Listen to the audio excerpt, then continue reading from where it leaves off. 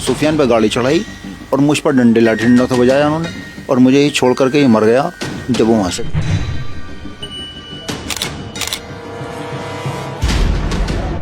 जल्दी आ जाओ और 8-10 लोगों ने हमें घेर लिया और मारपिटाई कर रहे हैं हमारे साथ में बहुत ज़्यादा। वो उन्होंने ये कहा मैं घर से मारपीट शुरू कर दी और मुल्ला और कटल्ला कहने लगे। हम उनसे अपनी जान बचाकर भागे। उनके हाथ में क्योंकि लाठी डंडे और रोड पे थी उनके 8-10 लोग।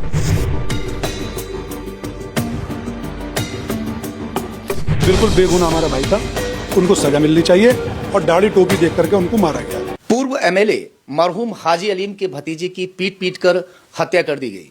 जिस वक्त उन्हें पीटा जा रहा था उस वक्त उनके भाई उनके साथ में थे।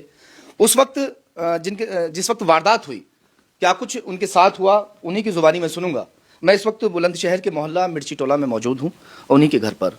क्या नाम है पूरा आपका और क्या हुआ था वहाँ, पूरी वारदात बताइए। मेरा नाम मोहम्मद अकरम है। हमेशा की नमाज़ पढ़कर हमारा भाई, मैं और एक हमारे दोस्त हैं, हम तीनों लोग खुर्जी की तरफ जा रहे थे। जैसे ही मामन रोड पर हम पहुँचे, पीछे से एक स्कॉर्पियो ने हमारा पीछा किया। वाइट कलर की स्कॉर्पियो थी।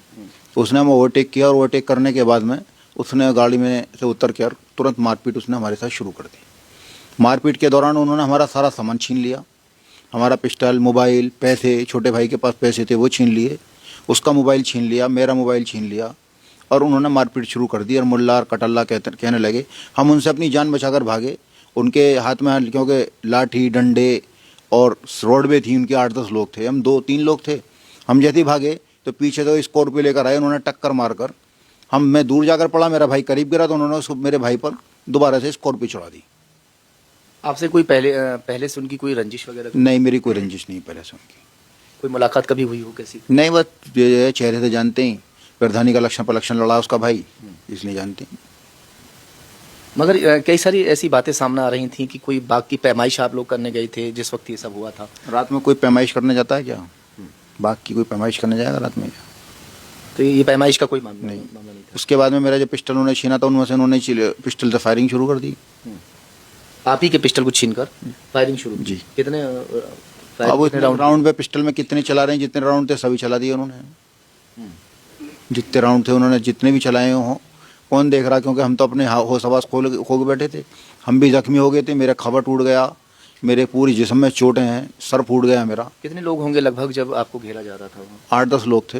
क्या हथियार थे इनके हाथ में? डंडे, रॉड, वो तो क्या बोलते हैं उसे, पंच बोलते हैं, हाथ में पहनना क्या बोलते हैं, वो पहन रखे थे उन्होंने। अच्छा, तो चोट के निशान कभी हैं जैसे दिखा सकते हैं थोड़ा सा आपको जो मारा गया है? काफ़ी इंजर्ड अकरम हुए थे उस दौरान।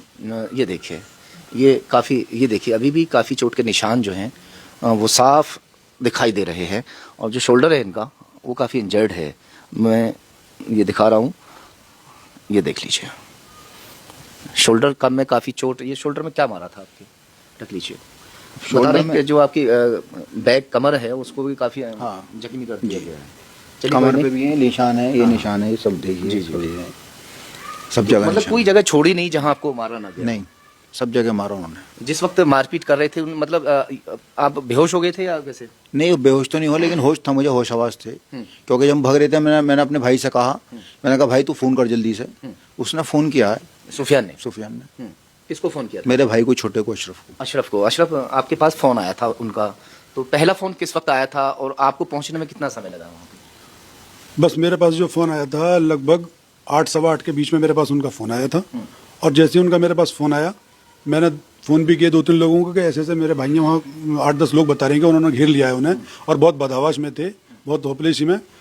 मैंने गाँव के करीब के लोगों को फ़ोन किया, मैंने जल्दी पहुँचा वहाँ पर, लेकिन वो इतनी देर में पहुँच पाए। मैं घर से पहुँचा हूँ, मुझे लगभग 15 मिनट लगे घर से पहुँचने में। जब मैं वहाँ पहुँचा हूँ, उस बीच में मेरी 3 दफ़ा उनसे बात हुई और बस होश खो बैठे थे और जल्दी से बस जल्दी आ जाओ, जल्दी आ जाओ। और जब मैं वहाँ पहुँचा हूँ तो मुझे रोड पे वो। अच्छा, जब पहला कॉल आपके पास आया था तो क्या वो बदहवासी जैसी हालत में बोल रहे थे, डरे हुए थे या क्या से जैसे नॉर्मल? ऐसा आपको लगा कि झगड़ा इतना बढ़ जाएगा कि ऐसा पहले फ़ोन पे ही उनको मैं समझ गया था कि कुछ ना कुछ मसला ज़्यादा टेढ़ा, क्योंकि होपलेस थे। अब जब 8-10 लोग 3-4 लोगों को घेरेंगे तो आदमी तो होपलेस हो ही जाएगा। बस ये कहा था कि तुम जल्दी आ जाओ और 8-10 लोगों ने हमें घेर लिया और मारपिटाई कर रहे हैं हमारे साथ में बहुत ज़्यादा। वो उन्होंने ये कहा, मैं घर से निकला, पुलिस को भी मैंने फ़ोन किया था कि ऐसे ऐसे बात है, हमारे भाइयों को वहाँ घेर रखा है। पुलिस भी पहुंची। मैं जब वहाँ पहुंचा हूँ तो मेरे दोनों भाई वहाँ पर मुझे घायल अवस्था में मिले। मतलब बड़े वाले भाई जो थे अकरम भाई, वो तो होश में थे और उनके चोट ज़्यादा थी, कंधे में थी, बिल्कुल कंधा लटका हुआ था उनका। और जो उनसे छोटे वाले भाई सुफियान भाई थे वो रोड पे पड़े हुए थे। मैं समझा कि बेहोश हैं, वैसी कोई चोट लगी होंगी। मैं जल्दी से, क्योंकि मेरे साथ मेरा एक भतीजा था शुएब, मैं और वो और 2-3 लोग और रोड पे चलते हुए थे, उन्होंने बिठा के गाड़ी में और मैं तुरंत लेकर के मैं सरकारी अस्पताल बुलंदशहर पहुंच गया। वहाँ डॉक्टर ने उन्होंने बता दिया कि खत्म हो गया। सबसे पहला कॉल पुलिस को आपने किया, वहाँ किससे बात हुई? जी, मैंने बुलंदशहर सिटी इंस्पेक्टर सबको फ़ोन किया था कि ऐसे बात हो गई है, क्योंकि मुझे मालूम नहीं था कि वो देहात में है, कहाँ पर है। तो मैं तो फ़ोन इंस्पेक्टर साहब को डायरेक्ट फ़ोन करके तब वहाँ पहुँचा था। वो उन्होंने मदद की उसमें? हाँ, बिल्कुल मदद की, पूरी उन्होंने मदद की, पुलिस भी भेजी थी और आज भी प्रशासन बहुत अच्छा काम कर रहा है। अच्छा, जब आप वहाँ पहुँच गए थे, काफ़ी इंजर्ड थे जो आपके भाई हैं, तो आपको लग रहा था कि ऐसे डेथ हो जाएगी ऐसे? नहीं, बिल्कुल भी नहीं लग रहा था, लेकिन हल्के सांस थे उनमें, लेकिन ये पता नहीं थी कि चोट उनके अंदरूनी लगी है, क्या लगी। जब टक्कर लगी बाद में उनको बताया कि मुझे भाई ने कि हमें ऐसे टक्करें मारी हैं। और ये बात टक्कर जो मारी थी, कौन सी गाड़ी थी वो जिस गाड़ी से टक्कर सफेद रंग की स्कॉर्पियो जिससे टक्कर मारी गई थी?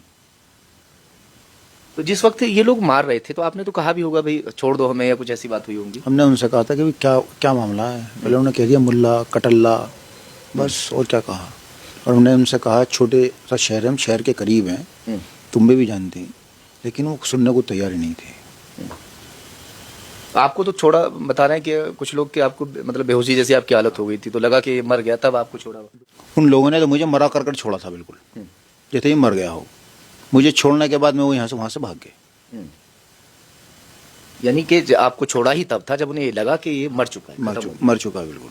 तुमने टक्कर मारने के बाद में सुफियान पे गाड़ी चढ़ाई और मुझ पर लाठी डंडा था बजाया उन्होंने, और मुझे ही छोड़ करके ये मर गया जब वो वहाँ से गए, तब वहाँ से हटे थे। अच्छा, अभी तक जो पुलिस या कार्रवाई हुई है उसके लिए क्या कहेंगे? पुलिस ने कार्रवाई सही की है? पुलिस ने कार्रवाई सही की है, जो उन्होंने बताई, जहाँ जहाँ जैसे भी पुलिस प्रशासन अपना काम कर रही है वो अच्छा काम कर रही है। काम अभी तक सही है जी। तो क्या कहेंगे पुलिस के बारे में? आपका काम अभी तक कैसा हुआ है? किन धाराओं में मुकदमा दर्ज किया गया है? वह मुकदमा जो धाराएं तो देख करके पता चलेगी, लेकिन अभी तक जो पता चला है लूट हत्या का मामला दर्ज किया गया है। इसमें 7-8 लोग नाम दर्ज किए गए हैं। नाम दर्ज तो 4 हैं, बाकी अज्ञात में हैं 4-5 लोग, क्योंकि जिन जिन लोगों के नाम पते थे वो बता दिए और प्रशासन हमारा पूरा सहयोग कर रहा है। बस हम तो ये चाहते हैं कि जो कातिल है हमारे भाई का, जिसने कत्ल किया है, बिल्कुल बेगुनाह हमारा भाई था, उनको सजा मिलनी चाहिए। और दाढ़ी टोपी देख करके उनको मारा गया, बस आगे को कोई बेगुनाह ना मरे, ऐसे उनको सजा मिलनी चाहिए। जो बात सामने आ रही थी कि बाकी वो रात में पैमाइश करने गए हुए थे, वो बाग की पैमाइश नहीं करने गए थे। वो जिस तरह से इनका कहना है कि खुर्जा जा रहे थे और उस बाग के सामने, जिस बाग की बात चल रही है उसी बाग के सामने इस वारदात को अंजाम दिया गया था। एक भाई की उसमें हत्या हो गई, पीट कर उनको मार दिया गया, और एक भाई को जब मरणासन हालत में जब उनके देख लिया कि मर चुका है तब उनको छोड़ा गया। अभी तक पुलिस की कार्रवाई बिल्कुल सही है और आगे देखते हैं कि पुलिस इसमें आगे क्या कुछ कार्रवाई करती है।